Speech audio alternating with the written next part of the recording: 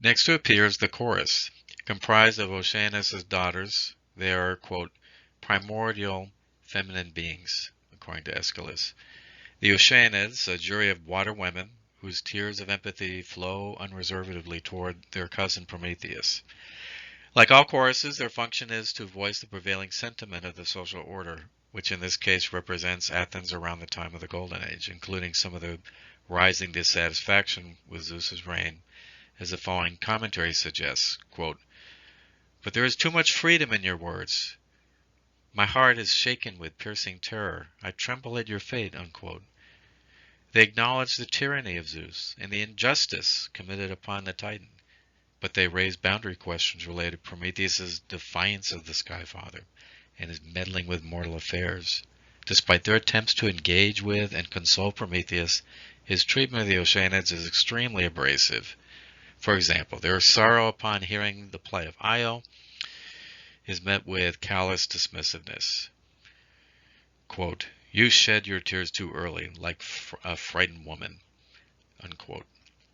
The chorus is followed by their father, Oceanos, or Canos, the ocean god, who arrives with more empathic feminine water to soothe the tortured Titan.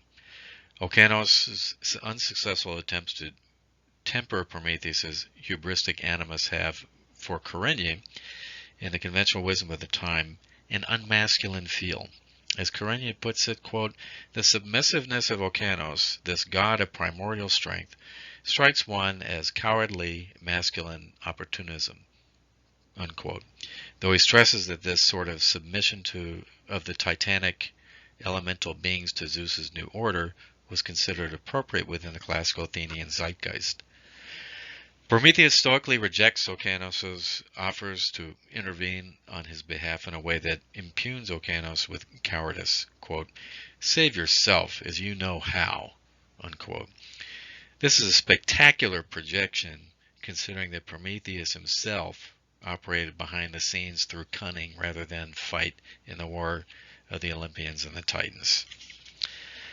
Next, Io, the moon goddess, in her plight from Zeus's pursuits and Hera's wrath, wanders by the rock. Io is the only character to whom Prometheus displays some capacity for empathy, and this connection is a critical piece for understanding the Titan's moon anima nature, as he shares a prophecy that was related to him by his Titaness mother Themis. The prophecy reveals that Zeus will be challenged by an heir, Io's son, Heracles, who will eventually liberate Prometheus. He also knows this will be the ace up his sleeve to serve as leverage with the Sky Father, which offers two insights. First, his, if we follow López-Pedraza, is the bitter, dry, and repetitive depression of a Titan, not the wet, soulful Dionysian depression that might reconnect him to the anima. The second point regards the nature of his foresight. Prometheus, remember, means foresight. We could assume that he inherited the empathic, connected woman's intuition of his mother, who rules the social order and union of men and women.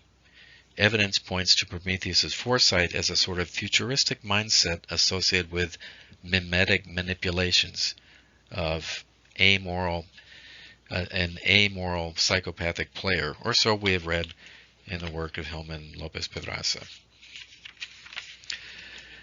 At the very least, we should at least concede Prometheus' potential for connection to the feminine, though evidence in the classical literature is conflicting. In the Ovidian text, for example, Athena was a critical collaboration in the creation of man. Prometheus just fashioned a clay shell. She breathed life into it. Referencing the work of Kristeva, Rowland finds a more grounded form of augury in the maternal feminine, which seems appropriate to apply to Themis. Quote, "Mothering allows her to think of psychically involving subjectivity as perspective, like Jung's. Women desire to have children in the future and imagine a future for them." On the surface, Prometheus, almost smugly, derives confidence from his foreknowledge. He, and arguably Aeschylus himself, is oblivious to the larger maternal container that sustains this sense of security.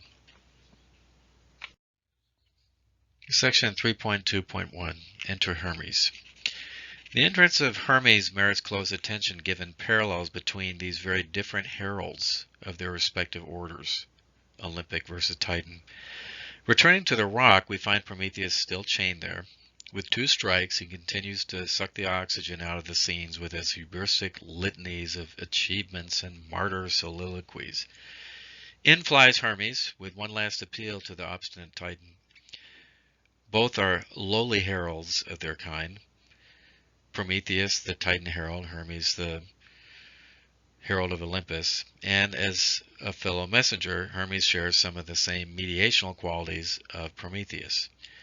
We might also acknowledge some psychic movement of the feminine in both figures with respect to the mediational dimension.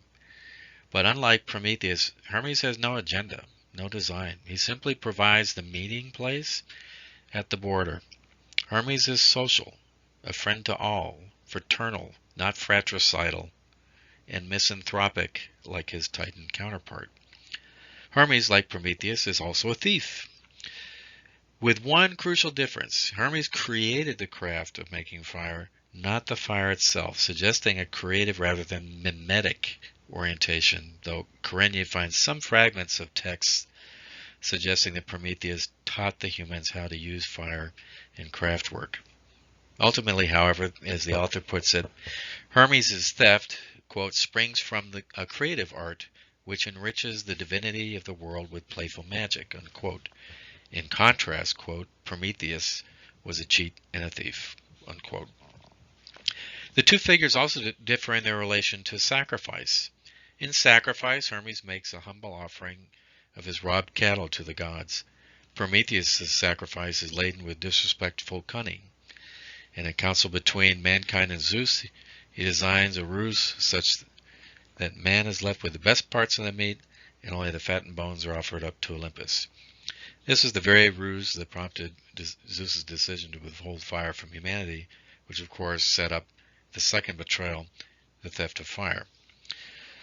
With regard to the theft of fire and the insulting gesture rooted in the sacrificial rite, Kouretes acknowledges some measure of virtue in both of Prometheus's crimes against the new order. Had the Titan not committed them, humanity would have been sentenced to a hapless, vulnerable stance in nature, or even have been starved into extinction. Pedraza, however, sees these acts as part of his pathology. Self-righteous idealism and ego inflation. It's hard not to recognize some truth in both stances, but it's impossible to rest on the former. And the contrast between Promethean pride and Hermetic humility hardly seems accidental, particularly in light of the Titan's rejection message. Quote, better no doubt to be a slave to a rock than be the Father's trusted herald, unquote. It's not without a large measure of prideful projection that the Titan casts Hermes in a puer light, writing him off as childish and foolish, considering his own issues with boundaries and authority. The most critical distinction between Prometheus and Hermes as regards the feminine centers on the Olympian herald's capacity to connect with the feminine, to connect the feminine to the masculine. As father of Hermaphrodite, Hermes unquestionably constellates with the reconciliation of animus and anima, and his utility in the consulting room for crossing the contrasexual borders of anima and animus is heralded by Hillman and López-Pedraza. Prometheus, in contrast, lacks an evolved integration of the feminine, as his behavior in the play demonstrates. He insults Hermes in a way that may be easily indexed to modern-day toxic masculinity. Quote, never persuade yourself that I, through fear of what Zeus may intend, will show a woman's mind, or kneel to my detested enemy with womanish hands outspread in supplication for release. Unquote. Until this point, we can all but dismiss Cheer's assertion of Prometheus' capacity to heal the timeless and toxic rifts between the masculine and feminine. The chorus, however, in spite of the Titan's inability to receive overtures of care and concern, adds things up in Prometheus' favor. defending him as a friend betrayed, a tailored meaning that would not be lost on the friend to all Herald, who states, I quote, "I will stay with Prometheus, come what must. I was taught to hate those who desert their friends." Section 3.2.2. Enter Themis. As the play closes, the wrath of Zeus rocks the scene, and amidst the cataclysm, Prometheus supplicates to Mother Themis and her elemental cousins. "O Earth, my holy mother, O sky where sun and moon give light to all in turn, you see how I am wronged." It is easy to dismiss this apostrophe as yet another regression into self-righteous mewling. Likewise, it's easy to overanalyze Prometheus's plea as puer, piecing together what has been preserved of Aeschylus's work in Hesiod's Theogony. We know that the collaboration with Io and the softening of his hardline stance against Zeus will eventually come to fruition, all achieved through the feminine principle of mediation for the good of the order. In the following section, we will shine a spotlight on this principle, which ultimately points to the Titaness Themis. While the Gaia nature of the Great Mother is well known and certainly more primordial, it represents only half of the root archetypal feminine. Her repressed Themis aspect must be coaxed from the shadows or the Gothic feminine in order to push back on the tendency of patriarchy to relegate all things natural, dark, and formless to the feminine.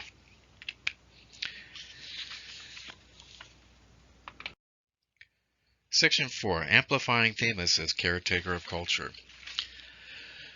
What is not obvious is the invisible influence of Holy Mother in the whole drama. It is Themis, the titanic goddess of community, of justice, and finally the union of men and women, and ultimately this foundational feminine principle of mediation. It is she who carries the day. Though technically depicted as Rhea, who is often blurred into her mother Gaia, it was arguably the Themis side of the Greek Great Mother mythology who marshaled the kouretes to protect the baby Zeus, the so-called creator of culture, from his vengeful father Kronos. In this light, as we turn back to Aeschylus's drama, we can imagine that she has called in the troops to form a similar circle of caring around her son. She has also armed him with the knowledge that will temper Zeus's tyranny and free Prometheus from eternal torment. Perhaps even more importantly, she has effectively and within the connected wisdom of the feminine freed the cosmos from a pernicious chain of patriarchy and patricide, or at least shown the way out of such nonsense. Zeus may be the creator of culture and Prometheus its disruptor. Without Themis, the mediatrix, the culture experiment becomes unglued. The heart of culture, after all, is mediated meeting, and Themis manifests its archetypal roots in the Western feminine. Reminders surround us in city halls, for example, where she holds up the scales of justice, her impartiality immortalized in a blindfold. Lacan's assignment of linguistic and social structures to the masculine, his big O other, misses the mark in light of the anthropological evidence just presented. In fact, one might argue that Lacan's other, capital O other, constitutes a Promethean theft.